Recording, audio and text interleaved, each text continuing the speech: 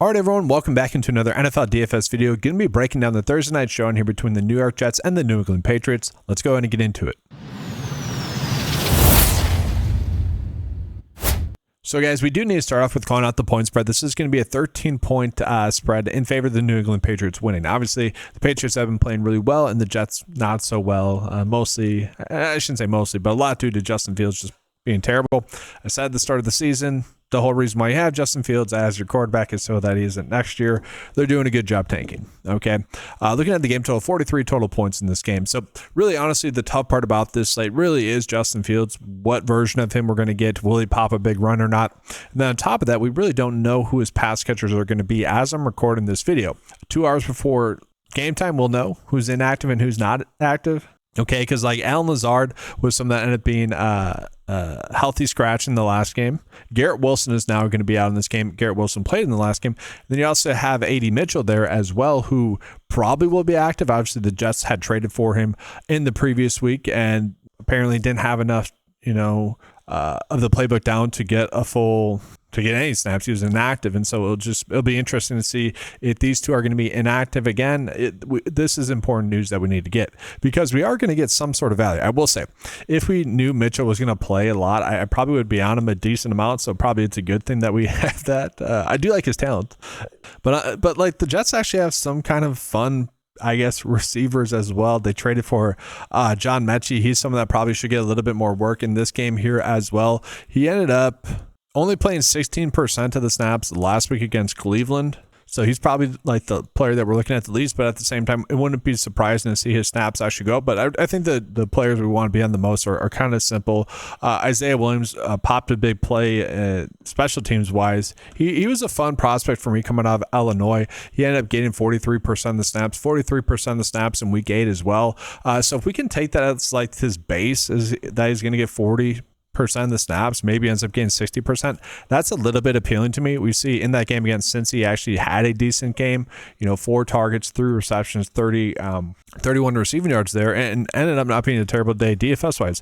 If we get that at 1.2, obviously we're going to like that. This is what the slate is going to come down to, is kind of nailing which value receiver is going to go off. Now the safe one is going to be Smith here. Smith has kind of been the number 2 for them. 67% of the snaps last week, as 41 the week before that, 92, 60, 57. So he's been getting a decent amount of snaps. Now that hasn't really turned into production necessarily, but he is someone that we can kind of expect to be on the field. And obviously if they're going to be playing from behind, he is someone that should at least get some sort of targets there. But it is kind of a guessing game there. And then you also have one other receiver who's kind of an established receiver at this point, Tyler Johnson. He's a good kind of depth receiver. He's a player that's going to be a 4 or 5 for you that can come in and make some plays. I've always liked him throughout his career.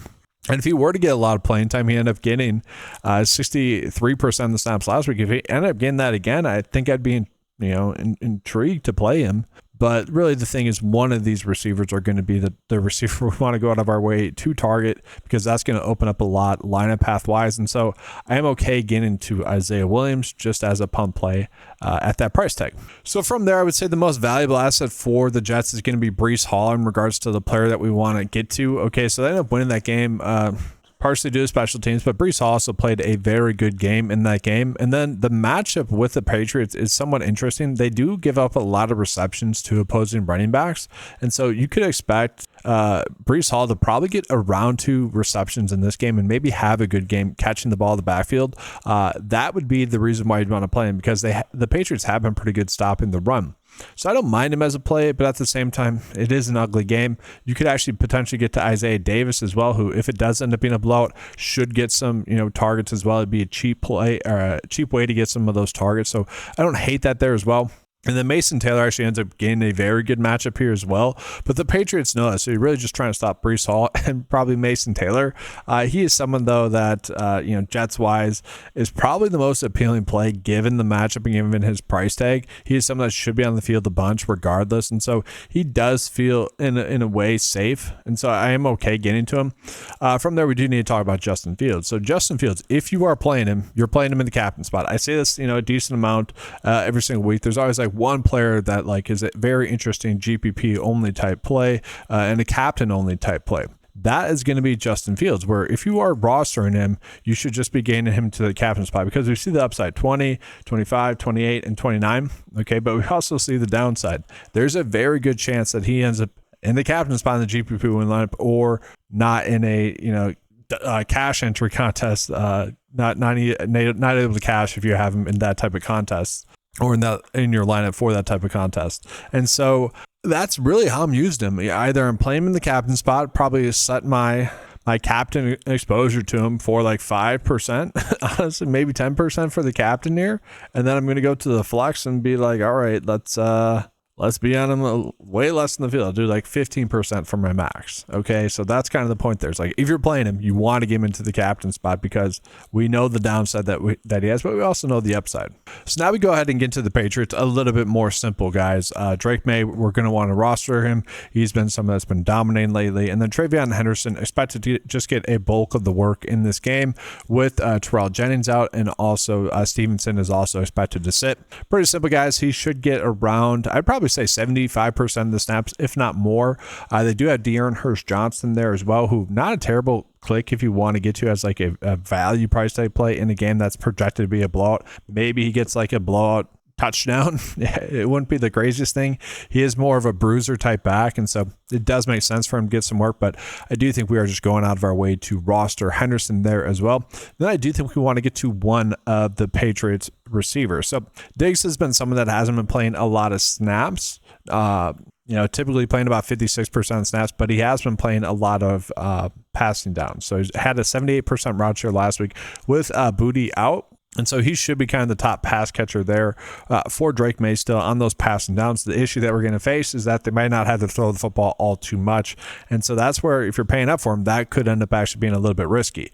The player that actually stepped up into the Keyshawn Booty role was Mac Hollins.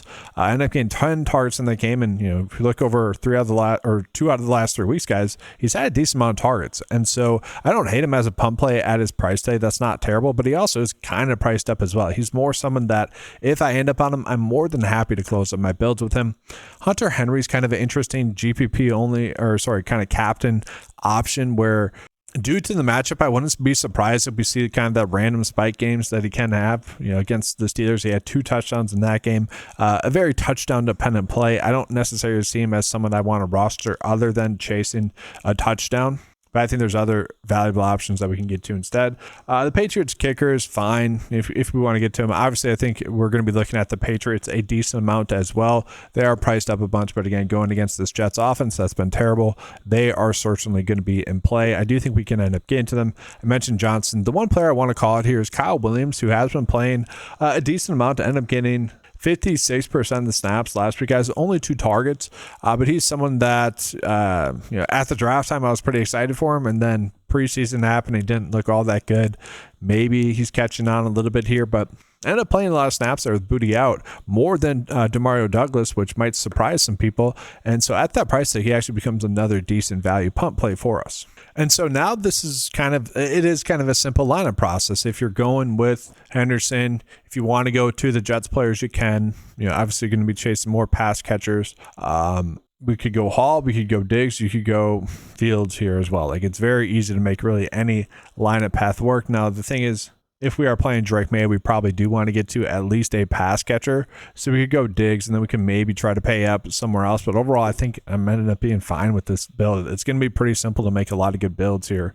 And so let's go ahead and get into the lineup builder. You could end up setting a rule where you want exactly one of those Jets pass catchers that I mentioned. There are value pass catchers. I don't mind that. That's actually a decent way to get unique on the slate. So you could just do Taylor, include the tight end in there, Smith, Johnson, Williams, and then if Mitchell's active, I don't mind Mitchell.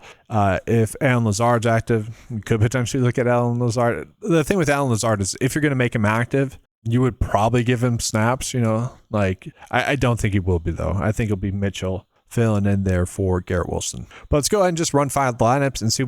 Oh, I had the captain QB still selected. Let's go ahead and run 5 lineups and see what it spits out to us, guys. We did not get Justin Fields in 5 lineups. Okay, if we do 20, we would get him. If we did 150, we would get to him. But 5, I get it. Let's see here. Taylor in the captain spot. Don't necessarily like that, but then we're getting to Drake May, Henderson, Diggs, Matt Collins, Hunter Henry. Not terrible.